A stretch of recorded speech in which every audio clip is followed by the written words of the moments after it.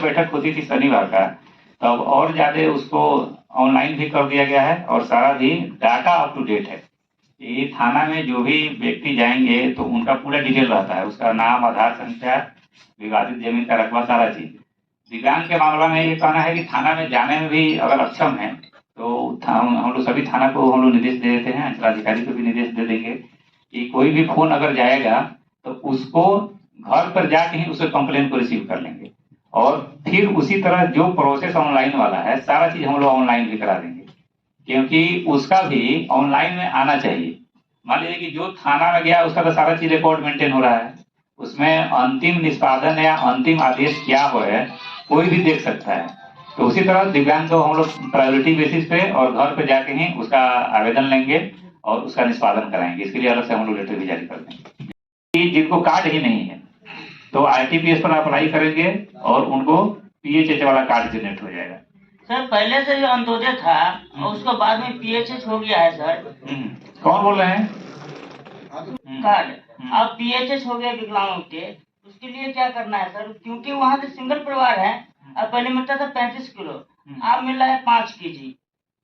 तो अंत्योदय वाला था उसमें कितना मेंबर लोग थे जी? अंत्योदय कार्ड जो बना था 4 पॉइंट था। 4 आदमी थे नहीं, अकेले सिंगल थे अंत्योदय में। हाँ, अंत्योदय में अलग अलग 35 किलो कैसे देता है? अब पीएचएच हो गया है।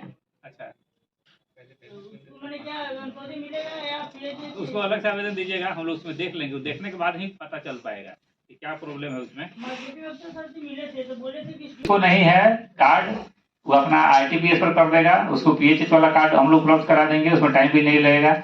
जिसके पास है वो अगर कन्वर्ट करना चाहेगा अंत्योदय तो अपना देगा, उसको विभाग को पावर है कन्वर्ट करने का। तो उसमें सारा चीज अपना डॉक्यूमेंट लगा देना होगा दिव्यांगता वाला, कि उसके आधार पर हम लोग जिला प्रतिपादन के माध्यम से विभाग को भेजेंगे, तब वो कन्वर्ट हो पाएगा। सभा में जितने भी हमारे क्षेत्र के दिव्यांगजन सम्मानित लोग आए हुए हैं, मैं सबका स्वागत करता हूं। और ये जो सुझाव दिया गया है ये तो मैं समझता हूं कि पुलिस की ड्यूटी है, ड्यूटी को ही आप मांग रहे हैं। आपके पास सभी थाना का मोबाइल नंबर प्रचारित है, लोगों के बीच में नेट पर भी दिया गया है। कोई भी घटना घटती है थाना प्रभारी के नंबर पर कॉल किया जाएगा, सर के स्तर से ये आदेश निकल जाएगा, वो स्वतः आपके घर पर जाएंगे, जाकर के जो मांग किया गया है आपका बात सुनेंगे और आपका आवेदन स्वीकार करेंगे, कार्रवाई प्रारंभ होगी। भूमि विवाद, इसमें आपराधिक मामला की मैं बात कर रहा हूँ। भूमि विवाद के लिए एक सरकार का नीति बना हुआ है, शनिवार को जनता दरबार लगता है और जनता दरबार में अंचलाधिकारी महोदय और थानाध्यक्ष दोनों बैठते हैं। अगर दोनों उपलब्ध नहीं है, अगर किसी भी अंचलाधिकारी महोदय के अंदर में 2 या 3 थाना, तो उनका कोई ना कोई प्रतिनिधि रहते हैं और थानाध्यक्ष बैठते हैं। थानाध्यक्ष किसी काम से बाहर गए हुए हैं तो थाना में उनका प्रतिनिधि बैठते हैं।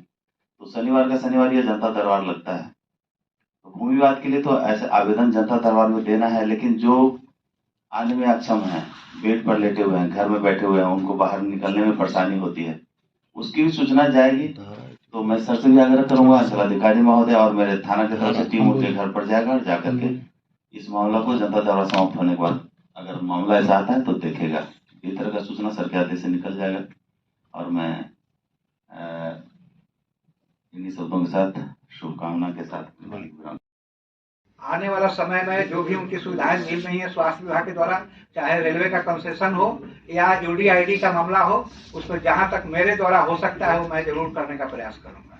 Thank you. यहाँ सर्व शिक्षा अभियान में ऑडियोमेट्री है, सर्व शिक्षा अभियान से डिस्ट्रिक्ट एजुकेशन ऑफिसर्स उनके ऑलरेडी आप ही का है और यहाँ पर 2 बुनियाद केंद्र भी हैं, 2 बुनियाद केंद्र है ना, उसमें ऑडियोमेट्री है, तो आप उसका यूज कर सकते हैं और वो सरकार का चीज है, तो आपको आसानी हो जाएगा। और उन्हें साइकोलॉजिकल टेस्ट के लिए भी आपको जो ऑटिज्म है, सेरेब्रल पॉल्सी है, इंटेलेक्चुअल डिसेबिलिटी, तो उनके पास साइकोलॉजिस्ट भी रहते हैं। उनके रिपोर्ट के आधार पर मैं आपको मालूम होगा हमने 6 लाख से ज्यादा लोगों का हम सर्टिफिकेशन में काम किए थे अपने समय। कैसे? क्योंकि इन संसाधन है, लेकिन आपको मालूम नहीं है कि आपके ही जिले में कई ऑडियोमेट्री रखते हैं। शिक्षा विभाग से आए होंगे तो उनके संसाधन केंद्र ब्लॉक वाइज होते हैं, उनके पास ऑडियोमेट्री होती है।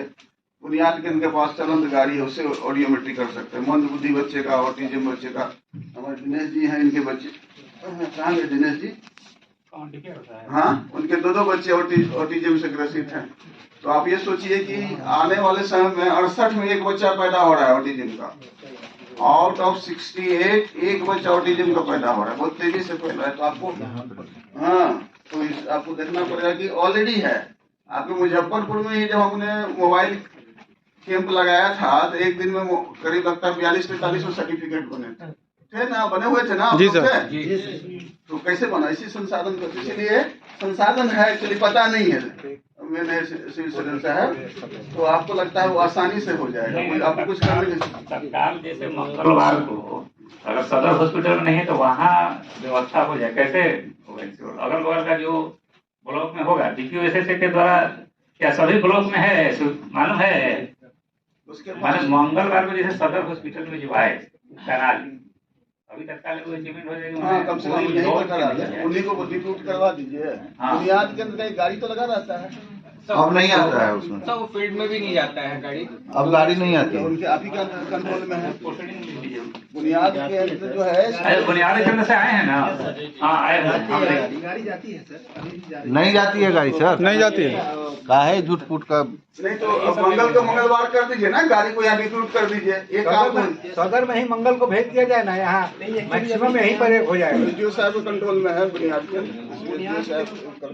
अंदर। इसमें बुनियाद केंद्र का जो गाड़ी है लॉग बुक मेंटेन होता होगा ना, तो उसका भी वीडियोग्राफी कराइए, फोटोग्राफी कराइए, लॉग बुक को वेरीफाई करवाइए। सब लोग अगर गाड़ी जाएगी तो क्यों बोलेगा कि नहीं जाएगी? होगा, अगर गाड़ी जाएगी ना तो जबरदस्ती कोई नहीं बोलेगा, उसको और बना के दिखाइए। और उन लोग का नंबर सबके पास है ना, सभी प्रखंड जो अध्यक्ष हैं या सेक्रेटरी हैं सबका नंबर रखना है, जो बुनियाद केंद्र के मैनेजर है। आपको जहाँ भी इन्फॉर्मेशन मिलती है तो उनको कम से कम इन्फॉर्म कर देना है, और उसके फेरी की संख्या को भी बढ़ाइए। और प्रयास ये करना है कि मंगलवार को हम लोग बात कर लेंगे DPO से। DPO से आए हैं? हाँ, आए हो गए ना? तो क्या और प्रखंड स्तर पर में नहीं है, नहीं है? अभी व्यवस्था अभी एक्टिव नहीं है। अच्छा, जिला स्तर पे है? हेडक्वार्टर में है, वहाँ से नहीं तो हेडक्वार्टर पे है तो हम लोग यही रिक्वेस्ट है कि मंगलवार को उसको सदर हॉस्पिटल में DPO तो करा देंगे तो हो जाएगा। तो मंगलवार को इनके यहाँ क्या प्रॉब्लम मैं समझता हूँ, सिविल सर्जन साहब क्या प्रॉब्लम है, वो डॉक्टर जो है ना, चालू हो गया।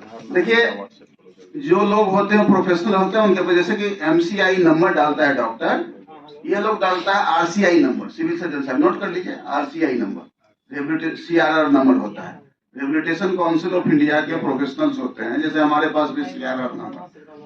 RCI वो डाल के RCI नंबर डाल दे, फ्यूचर में आपको किसी तरह का प्रॉब्लम होगा उसके आधार पर कार्रवाई होगी, उसका लाइसेंस रद्द होगा। इसलिए आप बेफिक्र रहिए। मैंने आते समय सभी को बोला था कि बुनियाद केंद्र से जो सर्टिफिकेट देता है या SSA का जो देता है उसे मोहर मरवा दीजिए और RCI नंबर कर दीजिए। तो इसलिए डॉक्टर को ये समझाइए कि अगर आप ये इसको आपको लगता है कि ये सर्टिफिकेट सही नहीं है, मिसलेनियस या फेब्रियस है, तो आप उनके पर फ्यूचर में कहीं मिलने पर कार्रवाई होती है।